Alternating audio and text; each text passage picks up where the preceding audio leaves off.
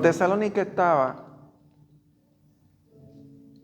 ubicada en lo que hoy día es Grecia, para que se ubiquen más o menos. Y la ciudad de Tesalonicenses en aquella época, como ya dijimos con Tesalonicenses en la primera, era una ciudad importante en la cual tenía un puerto comercial en donde se conglomeraba muchas etnias, diferentes razas, diferentes pueblos y etnias sociales. Tesalónica era un lugar donde convergían muchos pueblos por su actividad marítima. ¿Me escuchan bien? ¿Sí? Dígame. Segunda de Tesalonicenses capítulo 1. Segunda. Ya la primera pasó. Pero miren, le voy a decir, hay cosas en la vida que solamente tienen una oportunidad. ¿Cuáles son? Una de ellas y la más importante, la venida de Cristo nada más tiene una, que es el levantamiento de la iglesia. O sea que no hay segunda. La Biblia nunca habla de la segunda venida. Lo que sí habla de la manifestación del pueblo de Dios. Pero no vamos a entrar ahí, aunque sería bueno tocarlo, porque segunda de Tesalonicenses pues toca puntos a lo que Pablo le llama falsa doctrina. Voy a hacer un resumen del libro. Y en este consomé, por decirlo así, voy a tocar los puntos importantes de segunda de Tesalonicenses. Estamos viendo que Tesalónica se encontraba en un puerto marítimo importante, tenía mucho movimiento y en el cual convergían muchas etnias sociales y pueblos. Y era una ciudad muy rica en su época. O sea que Pablo tuvo que lidiar con diferentes formas de pensar. Se parece mucho eso a Florida, ¿verdad que sí? O a Nueva York, por ejemplo. No conozco a Chicago, pero sí Nueva York. Puedo hablar de Florida. Y podemos ver que hay diferentes formas de pensar. Venezolanos, colombianos, dominicanos, nicaragüenses, ecuatorianos, dominicanos, bueno, cubanos. Sí, ecuatorianos, bueno, nicaragüenses, bueno, ahí tenemos de todo. Pero, ¿qué nos une? ¿Qué nos une? ¿Qué nos unifica? En este caso nos unifica principalmente una causa que se llama el Evangelio. Amén. O sea, el Evangelio es uno. Por eso debemos de abrazar la Biblia y decir, bueno, la palabra de Dios me enseña que debemos de ser uno, como el cuerpo de Cristo es uno. Una doctrina, una enseñanza, un espíritu. Amén. Entonces, Pablo aquí toca puntos importantes en lo cual Tesalónica se vio envuelta en un desorden. ¿Por qué? Porque Tesalónica pensaba, porque había una carta que se hacía pasar hecha por Pablo, en la cual decía que Cristo iba a venir inmediatamente. Lo vamos a ver aquí, no se preocupen por eso. Ya veo una hermana que me hizo diciendo, ¿cómo? Sí, lo vamos a ver aquí. Me gusta eso. Y vemos que había personas en Tesalónica que no es que eran vagos, sino que se estaban dedicando a la ociosos, eran ociosos. Pablo por eso le llama la atención y dice, no, ya, dejen de ser ociosos. ¿Pero por qué hacían eso? Porque ellos estaban vendiendo sus propiedades y decían, no, ya Cristo viene, voy a vender lo que tengo, no voy a trabajar porque ya Cristo viene. Hay personas en ocasiones que piensan eso. Yo conozco mucha gente que dice, bueno, como Cristo viene ya voy a dejar lo que tengo que hacer, pero se olvidan de que la Escritura nos enseña que el día y la hora nadie lo sabe. Ni siquiera Jesús. Podemos ver eso donde, en el libro de los Hechos capítulo 2. Apunte. Libro de los Hechos capítulo 2, ahí dice que cuando Jesús fue levantado, los apóstoles le preguntaron, oye, ¿cuándo va a ser establecido tu reino? Y Jesús le dijo, el día y ni la hora, las sazones específicamente, las sazones y los tiempos no les toca a vosotros saberlas, porque el día y la hora nadie lo sabe, ni aún los ángeles del cielo, sino a mi Padre. Porque esa fue la única, y voy a decirlo así, parafraseando, esa fue la única cosa que el Padre no le entregó a Jesús. Si ustedes lo buscan en la Biblia, fue la única cosa que el Padre se reservó. ¿Por qué? Diga conmigo, ¿por qué? ¿Por qué? Porque el Padre es que va a emitir el justo juicio.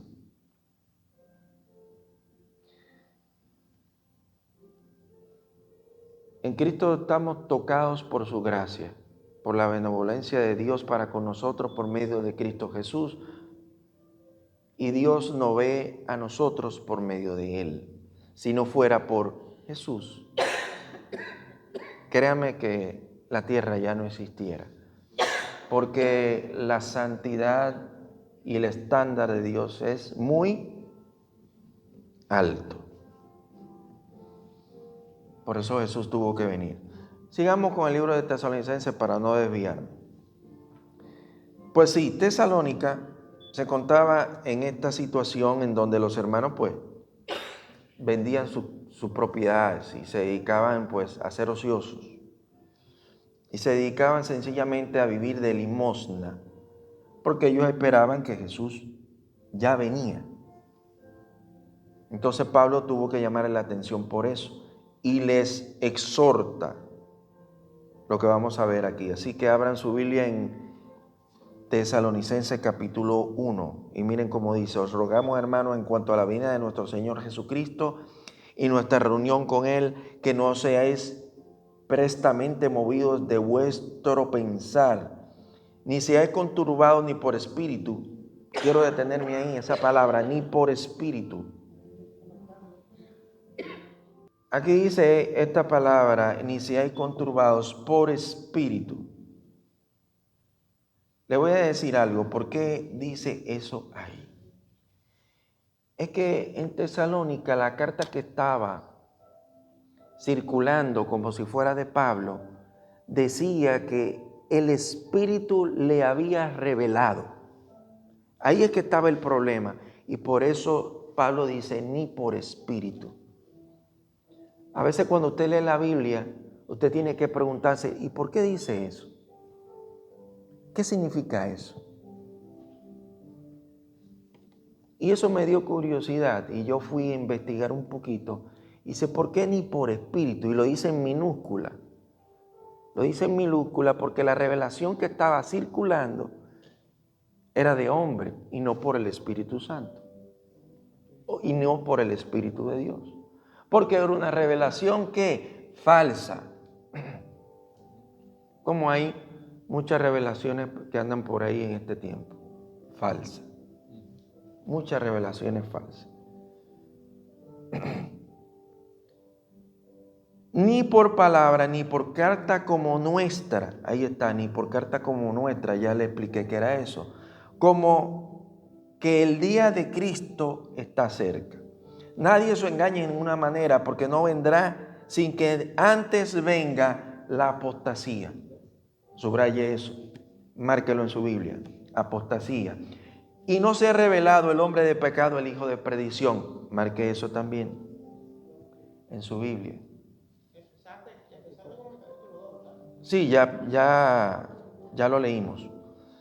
No seáis, vuelvo a leerlo, no seáis prestamente movidos de vuestra manera de pensar, ni seáis conturbados ni por espíritu, ni por palabra, ni por carta como nuestra.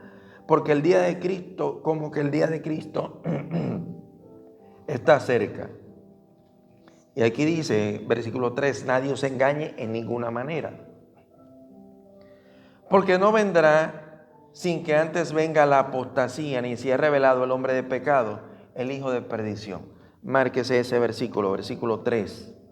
El cual, versículo 4 también márquelo, versículo muy importante. El cual se opone y se exalta contra todo lo que se llama Dios o es adorado, tanto que como Dios se sienta en el templo de Dios, haciéndose pasar por Dios. No acordéis que cuando estaba todavía con vosotros, os decía esto. Pregunta, está en un signo de interrogación. ¿Por qué? Ahora, ¿de dónde Pablo saca eso? ¿De dónde Pablo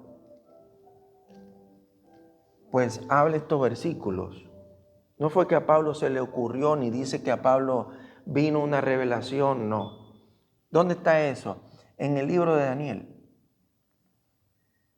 El libro de Daniel, como podemos ver, este capítulo puede ser conectado con el libro de Zacarías, con el libro de Daniel capítulo 12, que habla del hijo el hijo de perdición también. Y podemos ver cómo Pablo de Daniel pues nos conecta de nuevo en el Nuevo Testamento. Pues él le hace acordar a ellos lo que también dice en Mateo 24, que Jesús hace referencia también a Daniel. ¿Me siguen? ¿Sí o no? Entonces podemos ver aquí quién es este personaje.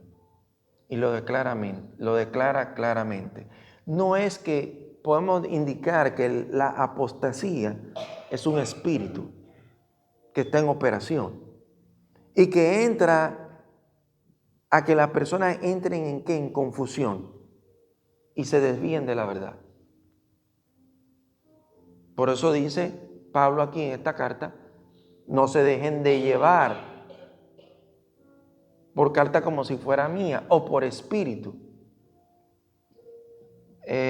También la palabra dice que si hay otro que predica otro evangelio, el que no sea el que ya les ha sido predicado, sea anatema.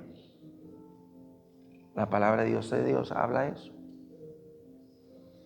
Ahora, la apostasía es nada más y nada menos que después que usted ha conocido la verdad, entendido la verdad, estando en la verdad, se vuelve atrás.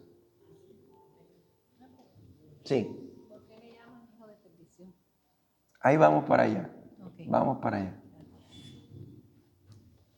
¿Cuántos saben qué es la apostasía? Levanten la mano.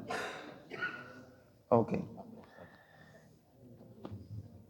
Podemos poner ejemplo de apostasía. Judas. Aunque él estaba ya marcado. Porque hay una doctrina que dice salvo siempre salvo. Si tú conociste a Cristo no te puedes perder. Entonces el libro de Colosenses me enseña a mí que debemos de cuidar la salvación con temor y temblor. Entonces, si nosotros debemos de cuidar algo, es porque se puede perder. Amén. Y puedo seguir citando el libro de Apocalipsis. Dice, cuida tu salvación para que tu nombre no sea borrado del libro de la vida. O sea, que si estaba ahí, ¿quién lo borra? El que se volvió atrás. ¿Y por qué estaba ahí? Porque estaba salvo. Porque hay gente que dice, no, si usted es salvo no se pierde. No, pero si estaba en el libro de la vida. ¿Me doy a entender? Si tú estabas en el libro de la vida es porque tú estabas en la vida, estabas salvo. Y si te borraron es porque te fuiste atrás. Dios no quiere, la Biblia dice, Dios no quiere que nadie se pierda. Esa es la voluntad de Dios. Ahora, somos nosotros mismos que nos volvemos atrás. Amén. Sigamos leyendo. Ahora, la apostasía es eso. Después de haber tú degustado conocer la palabra, conocer el poder de Dios, conocer la manifestación del Espíritu Santo, blasfemas contra el Espíritu Santo, diciendo que muchas cosas en contra del Espíritu Santo. Inclusive, la palabra dice que hay un pecado que no tiene perdón, que es la blasfemia contra el Espíritu Santo. Amén. Ahora, seguimos leyendo. Ya tenemos claro lo que es la apostasía. Doctrina falsa que nos llevan a la apostasía. Me llega el libro de Apocalipsis, donde habla de la iglesia. Tú que toleras a esa mujer, Jezabel, que hace fornicar contra los hijos de Dios. Eso es una falsa doctrina, podemos verlo ahí. Y sigo leyendo, hasta que sea revelado el hombre de pecado, el hijo de perdición. ¿Quién es el hijo de perdición? Podemos verlo en Daniel capítulo 2. El libro de Daniel dice lo siguiente. Dice que, hablando de la característica del hijo de pecado, el hijo de perdición, las características ¿cuáles son? Su carácter va a ser tan maligno que él se va a sentar en el templo de Dios diciendo, no, que tú eres de Mahoma, no, que tú eres de Buda, que tú eres de los Hare Krishna, que tú eres de esto, que tú eres de aquello. Miles. Él dice, no, aquí no hay nada de eso. Dios soy yo. Eso es lo que él va a decir. Y se va a oponer contra todo lo que sea Dios o sea culto de adoración, a todo. Entonces, cuando usted ve a alguien, que la palabra también me enseña que va a ser un gran estratega militar, la guerra de Gog y Magog, no voy a entrar ahí porque el tema sería muy largo. Sigamos leyendo. Si hay preguntas, levante la mano. Si no entendió algo, levante la mano también. Gloria a Dios por eso. Y esas son las características. ¿Y por qué va a entrar en apostasía? Él va a entrar en un sacrificio, y con esto termino esa parte para contestarle a Maritza. Él va a sacrificar un cerdo cuando el templo de Dios sea levantado. Pueden buscar información de eso en internet. El nuevo templo. El hijo de pecado, el hijo de perdición, va a sacrificar un cerdo como tipo de sacrificio, un animal inmundo, y va a decir, no, yo soy Dios, aquí soy yo. El cual Dios va a tener que matar, como dice la palabra, con el espíritu de su boca. Amén. Sigamos leyendo. ¿No acordé que cuando estaba con vosotros os decía esto? De allí Pablo sacó toda esta información del Antiguo Testamento, del libro de Zacarías. Bueno, y lo trajo a ellos para hacerle acordar a ellos que esa carta que estaban leyendo estaba mal. Porque el ministerio de iniquidad ya opera y solo espera hasta que sea quitado de en medio el que ahora lo detiene. Versículo 7. Márquelo. Porque aquí hay tres interpretaciones bíblicas, que hay algunas corrientes que dicen que el que lo detiene es la iglesia. Algunos interpretan que es la iglesia. Hay otros que interpretan que es el Espíritu Santo. Y hay otros que interpretan que es el poder de Dios. Ahora, ¿qué puedo yo decir que es? Sencillo. La palabra de Dios nos enseña que cada cosa tiene su tiempo. Y Dios mismo ha establecido un tiempo para todas las cosas. Amén. Ahora, la manifestación de estas circunstancias sencillamente Dios la va a determinar en su tiempo. Así es sencillo. Que sea el Espíritu Santo, que sea la iglesia, que sea Dios mismo, pues yo les puedo decir que Dios tiene su tiempo para todo. Y el que detiene su manifestación ahora, el que lo detiene en su manifestación plena, pero porque aquí dice claramente que ya hoy en día opera el misterio de la iniquidad.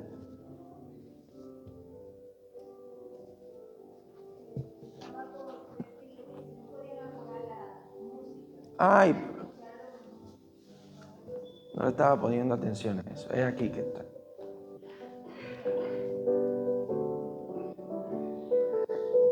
Alexa, turn off.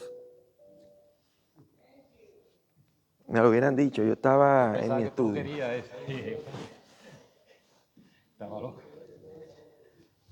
Yo estaba lejos con el estudio y no le estaba poniendo atención a la música. Me lo hubieran dicho, que para eso estamos. Entonces será revelado el inicuo, el cual el Señor matará con el espíritu en su boca y destruirá con el resplandor de su venida. El 8. Es el número 8, hermano René. Si podrías hacer un énfasis ahí en el capítulo 8, por favor, en el versículo En el 8. 8. Sí, porque dice claro que entonces se manifestará aquel inicuo a quien el Señor matará con el espíritu de su boca y destruirá con el esplendor de su venida. ¿Puede explicar un poquito más a Claro que fondo sí. eso, por favor? Ahora, me detuve ahorita un poquito en el ministerio de la iniquidad. Bueno, iniquidad, ¿qué es iniquidad? Iniquidad es lo contrario de justicia. Iniquidad es todo lo contrario de justicia. Y todo lo que sea inicuo, pues le pertenece a la iniquidad. Claro que el misterio de la iniquidad está operando. Y es así. Ahora vámonos al 8, donde el hermano Santiago me dice que explica un poquito eso. Entonces será revelado aquel inicuo, el cual el Señor matará con el espíritu de su boca y destruirá con el resplandor de su venida. Vuelvo y digo, la misma Biblia se explica. ¿Dónde está eso, hermano Santiago? En el libro de Zacarías. Tenemos que estudiar el libro de Zacarías. Si usted quiere, ahí, en ese versículo, ponga una marquita y ponga estudiar o leer el libro de Zacarías. El libro de Zacarías dice que cuando Cristo venga con el resplandor de su venida, ahí lo habla en detalle y usted va a decir, el horno no está para galletica. La cosa va a ser fuerte. Porque dice, voy para allá ahora, porque dice que cuando Cristo venga en su manifestación, va a ser tan grande el espíritu que va a salir de su boca, que las personas la carne se le va a derretir y los huesos quedarán en sus huesos. Dice el libro de Zacarías que los ojos se van a meter en la cóncava de su cabeza. Vamos a ver un poquito de eso. Reinaldo, dígame. Hay que tener bien claro que Pablo se está dirigiendo directamente al hombre que pondrá el nuevo orden mundial, que no le está dando mucho nombre ahí, y se está dirigiendo específicamente, pero está hablando de un hombre que viene con un sistema todo adverso o en contra a lo que es la voluntad de Dios, que es el anticristo. Por eso se llama anticristo. El libro de Zacarías, como les decía, habla de cómo será esa manifestación, ¿no? Va a ser una manifestación de Dios fuerte y vamos a ver en el libro de Segunda de Tesalonicenses para quién será esa manifestación.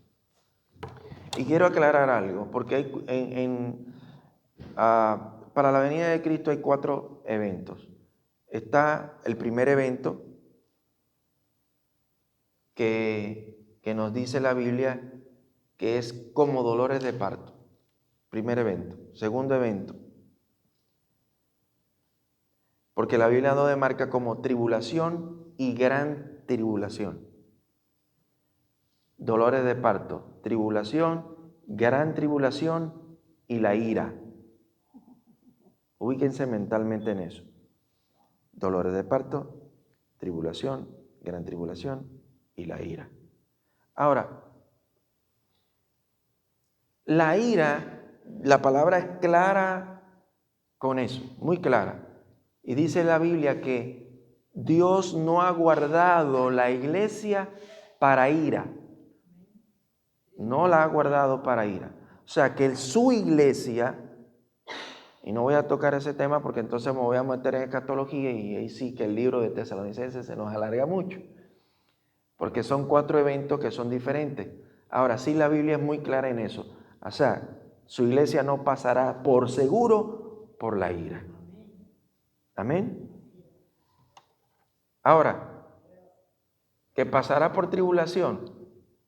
Lo estamos viendo. Lo que pasa es que nosotros vivimos en Estados Unidos. Pero si usted busca información, la iglesia está pasando por tribulación.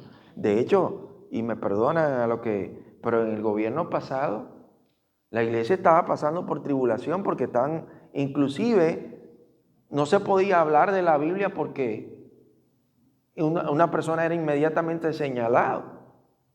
O sea, ya estamos viendo por dónde van las circunstancias, ¿no? Que Dios nos libre, y nos prepare y nos dé fuerza. Ese inicuo, el cual Dios va a matar con el espíritu de su boca, anote, ya le dije, el libro de Zacarías, cómo va a ser esa circunstancia allí. Aquel inicuo cuya venida será según la operación de Satanás. Muy claro. Con todo poder y señal y prodigio y mentirosos, con todo engaño e iniquidad, en los que perecen por cuanto no recibieron el amor de la verdad para ser salvos. Y por causa de Dios, oiga bien esto, por causa de esto, Dios le enviará un poder engañoso para que crean a la mentira. Hello. Si hay uno por ahí que me dice, ay, Dios es amor. Pero a la Biblia se les olvida que también es fuego consumidor. Dios es una balanza. Dios es justo. Y Dios es tan amoroso que lo que Él más apreciaba, le dijo, ve a la cruz por ellos porque los amo. Ahora, el que te acepta, yo lo acepto. El que no te acepta, aquí está la consecuencia. Me van a disculpar, pero yo no creo en el libre albedrío. ¿Por qué? Porque sencillo, Dios te da el camino de bien, de amor, paz, gozo, salvación, y el camino de perdición, de espinas. Y hay personas que por más que tú les muestres el camino, no lo van a querer, aquí lo dice. Y por esa misma causa, Dios mismo le va a enviar un poder engañoso. Bueno, ya que tú sigues insistiendo en eso, pues sigue ahí, yo te voy a dejar ahí, te voy a mandar esto. Por esa causa y otras causas más bíblicas, yo no creo en el libre albedrío. Esa es mi opinión personal. Gloria a Dios por eso. Sigamos leyendo. Para que sean condenados todos los que no creyeron a la verdad, antes se complacieron en la injusticia, mas nosotros debemos siempre dar gracias a Dios por vosotros, hermanos amados del Señor, de que Dios os ha escogido desde el principio para salvación, por la santificación del Espíritu y la fe en la verdad.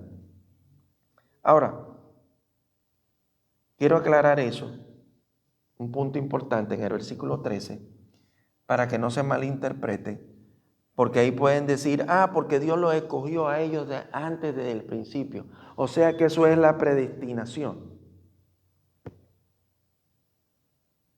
¿Me entienden?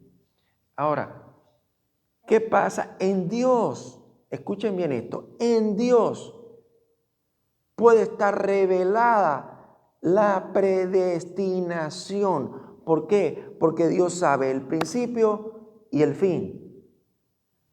Él sabe lo que pasó y lo que va a pasar. Por eso claramente Pablo dice que Dios los escogió y los predestinó, porque Él ya los conoció. Acuérdense que Dios vive en un eterno presente. Dios los conoció y por cuanto los conoció, también los predestinó, porque ya Él sabía el destino de ellos. Dios, no nosotros. Ahora, entonces sería Dios injusto y no le da la oportunidad a los que se pierden. Ahí sí, porque el Evangelio y la verdad es presentado a todos por igual. Dios es justo. Me enseña en el libro de Efesios capítulo 2 que en Cristo, quiero aclarar eso importante, en Cristo fuimos nosotros predestinados. En Cristo. Ahora, si no estamos en Cristo, no vamos a poder ser predestinados. Porque el que está en Cristo, ya sabemos que los que están en Cristo, a dónde van, hacia dónde van y a qué lugar les pertenece. Amén. Alejandra levantó la mano. Como yo lo veo, los dos lados están predestinados. En Dios y en Cristo. Pero no es una predestinación, porque entonces entraríamos en un molde humano y diríamos, no, porque Dios los escogió. No. Lo que sucede es que Dios, como les dije, ya sabe tanto el futuro y el pasado. No quise decir eso. El destino de todos ya está predestinado. ¿Es A o es B? Punto. Y a veces la gente dice, ay, los va a mandar todo al infierno, qué injusto. ¿Qué es el infierno? El lugar donde no está Dios. Nada más eso. ¿Qué es Dios? Y no solamente Entonces, eso, lo que es Dios, como Dios no está, no va a estar. Misericordia, amor, todas esas cosas es Dios, porque es Él. Y lo que tenemos de bueno nosotros lo tenemos por Él, lo que tenemos de amor lo tenemos por Él. ¿Qué pasa si lo quitamos? Si de nosotros mismos quitamos ese poquito que podemos mostrar que Dios nos dio, ¿qué nos queda? Exactamente eso es lo que va a ver. O sea, uno se hace mucho drama y, ay, que Dios nos pone eso. No, simplemente lo que va a hacer, Él se sale de la ecuación. Tú escogiste, yo te doy los dos caminos. Tú escoges uno en donde estoy yo y en uno donde no estoy. Ya no voy a estar. Punto. Tú no me quieres ahí, no te voy a obligar a tenerme a mí acá. Es que ese es el amor revelado de Dios para con nosotros. Que Él nos permitió ser redimidos.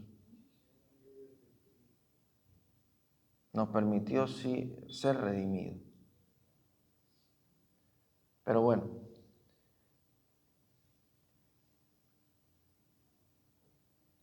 sigo leyendo.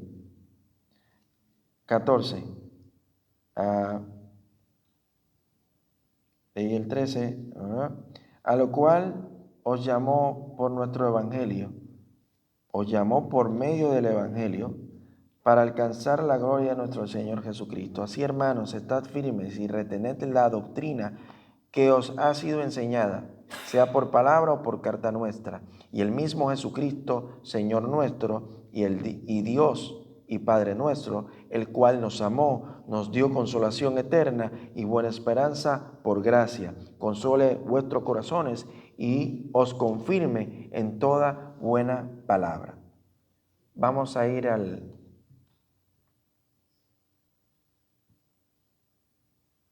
Vamos a retocar un poquito el 3. Y posiblemente pueda ser que la terminemos. Por eso fue que le dije que el 2 Tesalonicenses tiene mucho.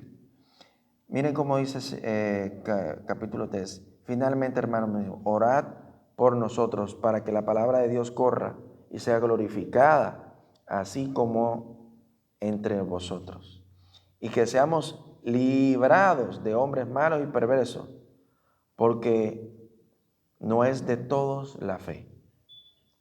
Mas fiel es Dios, que os confirmará y os guardará del mal. Y confiamos en el Señor tocante a vosotros, que hacéis y haréis lo que os hemos mandado. Y el Señor dirija vuestros corazones en el amor de Dios y en la paciencia de Cristo. Ahora os mandamos, hermanos, que en el nombre de nuestro Señor Jesucristo, que os apartéis. Más que ese versículo 6, duro versículo. Que os apartéis de todo hermano que anduviese desordenadamente y no conforme a la doctrina que recibió de nosotros. Porque vosotros mismos sabéis que debéis seguir nuestro ejemplo, porque no anduvimos desordenadamente entre vosotros, ni comimos de balde el pan de ninguno, sino que trabajamos con afán y fatiga día y noche para no ser carga a ninguno de vosotros. Otra versión dice, para no ser gravosos. Pablo ahí está exhortando a que se trabaje. Amén. Que seamos personas de trabajo. Por la circunstancia que ya le había explicado en el principio que se estaba dando aquí en esta carta de 2 de Tesalonicenses. No porque no tuviésemos potestad, sino para daros a vosotros un ejemplo a seguir.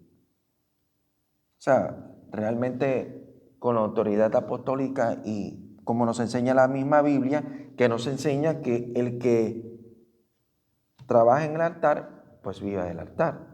Pero aquí Pablo les estaba enseñando a ellos que aún ellos trabajaron para poder sustentarse. Porque aún cuando estábamos con vosotros, mandábamos esto. Si alguno no quiere trabajar, que tampoco coma. Porque oímos que hay entre vosotros que andan desordenadamente, no trabajando en nada, sino ocupados en curiosidades. A los tales requerimos y exhortamos por nuestro Señor Jesucristo que trabajando calladamente coman su propio pan. Y vosotros, hermanos, no os canséis de hacer el bien. O sea, aquí la carta te está mandando de llevar una balanza. Si usted ve que un hermano tiene una necesidad, pues la casa de Dios pues debe de aportar para que ese hermano pues se le supla. Pero si usted ve que ese hermano pasa el tiempo y sigue en lo mismo, pues le debemos aplicar lo que dice la Biblia. Debemos aplicarle y decirle, oye, aquí dice que tiene que avanzar y trabajar. Así es. Si alguno no obedeciera nuestra palabra por esta epístola, señalad al tal y no os juntéis con él para que se avergüence. Ahí está la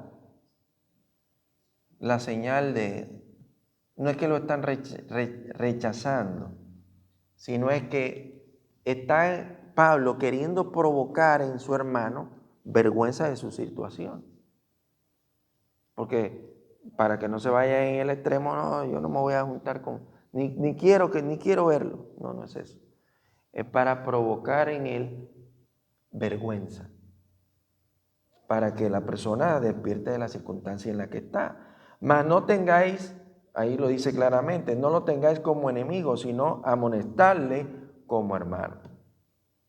Y el mismo Señor de paz os dé siempre paz en toda manera, El Señor sea con todos vosotros. La salutación de mi propia mano, de Pablo, que es mi signo en toda epístola. Aquí está. Así escribo. La gracia de nuestro Señor Jesucristo sea con todos vosotros. Amén. Epístola a los tesalonicenses, escrita en Atenas por el apóstol Pablo. O sea, una señal de que realmente una carta sí fue escrita por Pablo. Ahí lo dice, esta es la señal. El mismo, la gracia de nuestro Señor Jesucristo, él siempre decía, la gracia, gracia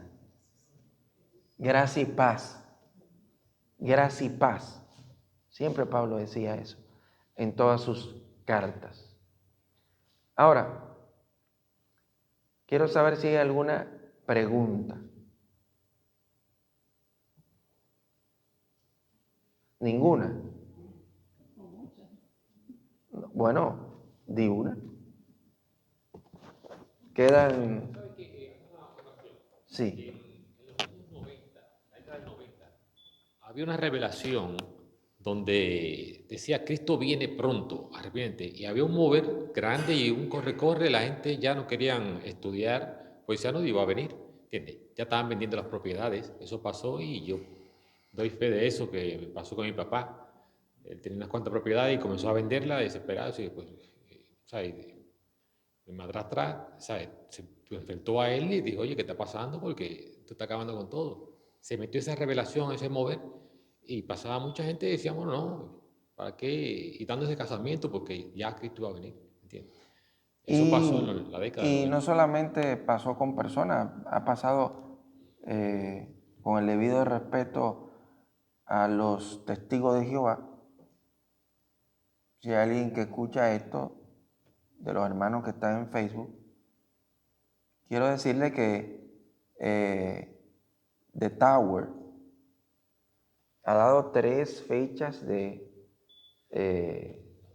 la venida de Cristo. 3. Lo que yo no entiendo es cómo es que hay personas que todavía están ahí. Porque ellos cuando dan una palabra supuestamente revelada, la dan por hecha y afirmada. Y en mi país dicen que la tercera es la vencida. Hace rato que yo estuviera fuera de ahí. Pero bueno, en la viña del Señor hay de todo. Dígame, Alejandra.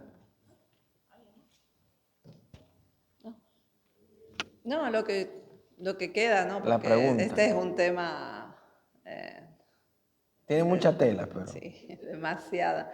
Pero aquí creo que lo que acá quiso hacer énfasis en esta carta es que el cristiano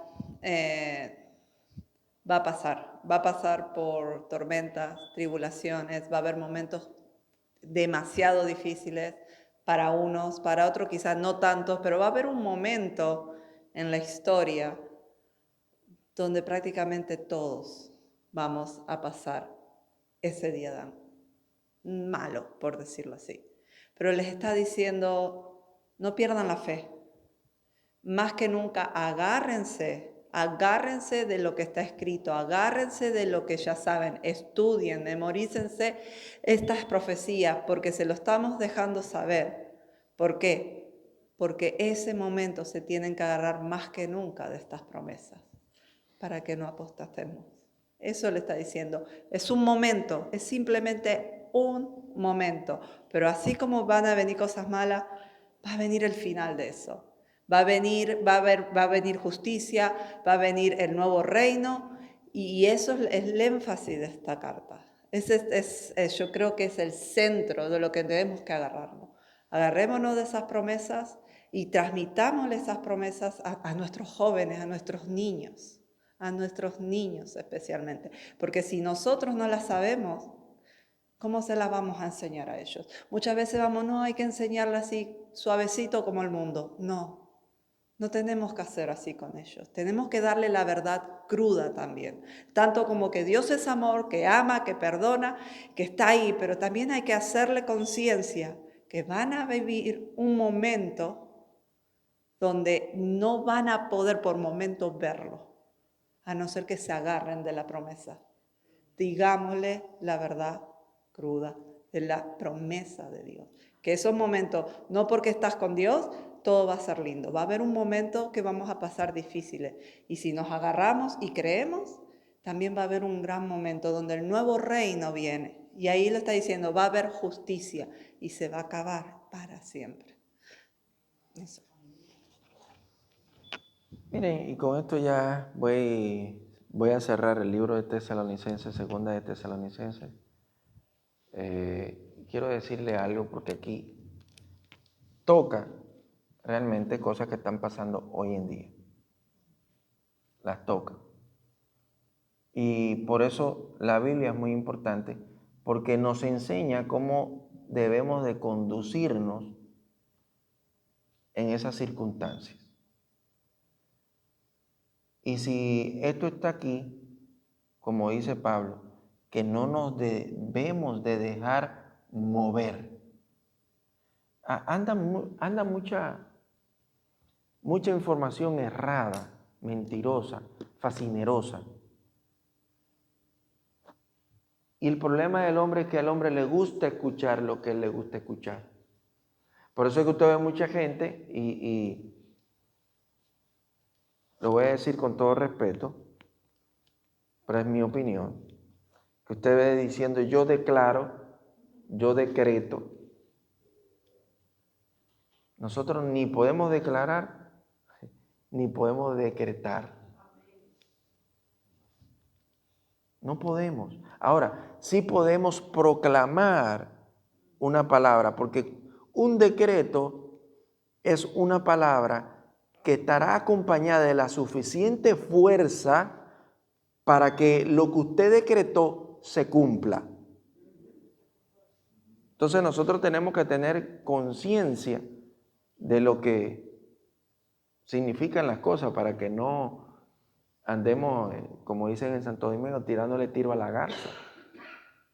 No podemos tirarle tiro a la garza.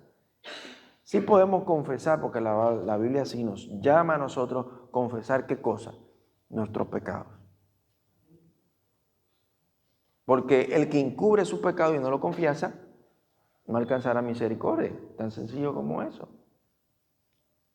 Sí debemos de confesarlo, sí debemos de hablarlo. Ahora, eso de estar decretando, hermano, no haga eso. Nosotros podemos proclamar una palabra. Lo que sí nosotros debemos de educar en nuestro lenguaje. Por ejemplo, y le voy a decir un ejemplo, Moisés y Aarón, Aarón y María, estaban confesando palabras contra un siervo, contra un hermano. Y Dios lo llamó a cuentas. Entonces nosotros debemos de cuidarnos de lo que decimos, de cómo nosotros hablamos, la queja. El pueblo se quejó en el desierto.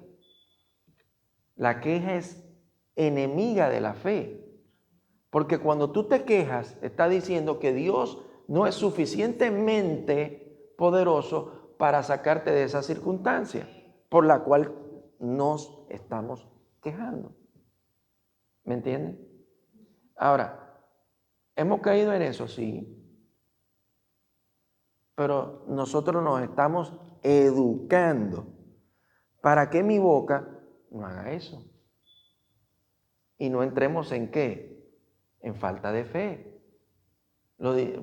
Una de las cosas que Jesús le llamó la atención a sus discípulos fue esa.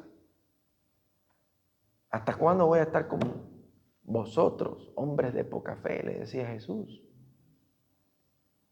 Y aquí vemos lo mismo. Tanto así que vemos un juicio crudo, duro, que Dios va a emitir. ¿Pero quién lo va a hacer? Dios, no nosotros. Entonces debemos de guardarnos, y nos ponemos de pie, debemos de guardarnos. Hermana Milena, diga.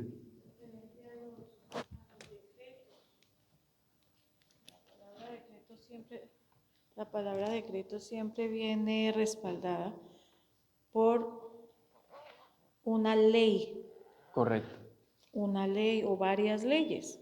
Entonces los abogados y los juristas dicen el decreto tal, del tal, ¿cierto? Porque eso va respaldado con una ley. Nosotros no hemos dado ninguna ley. Por eso fue que dije El que dio las leyes y ordenó todo eso fue Dios. Entonces no podemos, ¿no es cierto? Entonces hay que tener en cuenta, no se debe decretar porque ni hace sentido estar diciendo eso porque nosotros no. Ahora, sí en Proverbios 18 dice que tenemos, aquí dice, el poder de la vida y de la exacto, muerte dice, en nuestra... la muerte y la vida están en el poder de la lengua. ¿Pero por qué? Entonces... ¿Pero por qué? Muy dice, sencillo, escucha Milena. Porque cuando nosotros confesamos exacto, a Cristo, estamos confesando ¿qué? La vida. La vida. Y entonces asimismo tenemos que hablar palabras de vida y no palabras de muerte. Pues dice que no nos quejemos porque la queja avanza, pues trae ruina, ¿no es cierto? Entonces, pero la alabanza trae gloria a Dios y Él se manifiesta en medio de la alabanza, ¿cierto? Entonces, por eso dice también que pensemos en todo lo bueno, en todo lo puro, en todo lo amable, porque si pensamos en todo eso, vamos a hablar lo bueno. Y por otro lado, que hablemos con salmos, con proverbios entre nosotros, ¿no? Y cánticos espirituales, porque si hablamos de esa forma, entonces no vamos a estarnos poniendo tropiezos nosotros mismos, ¿cierto? Porque estamos caminando por fe. Eso sería otra forma de mostrar que caminamos por fe. Amén. Amén. Ejemplo de decreto, y con esto termino. Dios decretó, por ejemplo, Dios se lo puso de ejemplo a Job. Las aguas llegarán hasta aquí. Usted no ha visto el agua jamás entrando a tierra. Un ejemplo de decreto. Dios sí decreta, y cuando Él decreta es porque Él tiene la suficiente fuerza y poder para que eso que dijo se cumpla. Amén. Dios le bendiga. Padre, gracias por este estudio bíblico. Te rogamos, Señor, en el nombre poderoso de Jesús, que nos lleves a nuestros hogares en bien, y te pedimos, Señor, que nos proteja y nos guarde de toda especie de mal, y en especial del maligno. Rogamos, Señor, que este estudio de hoy sea guardado en nuestra mente y en nuestro corazón para meditar en tu palabra, en el nombre de Jesús. Amén y amén.